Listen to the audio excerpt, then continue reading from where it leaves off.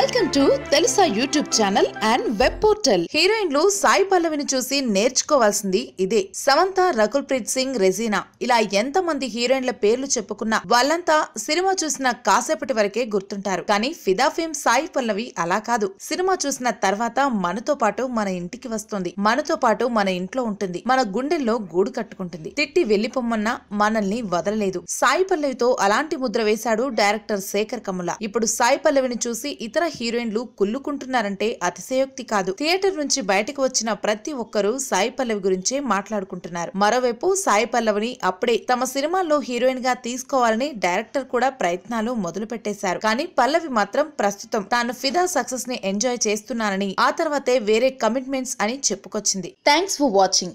ఈ వీడియో మీకు నచ్చినట్లయితే లైక్ చేయండి, షేర్ చేయండి, కానీ సబ్స్క్రైబ్ చేయడం మాత్రం మర్చిపోకండి.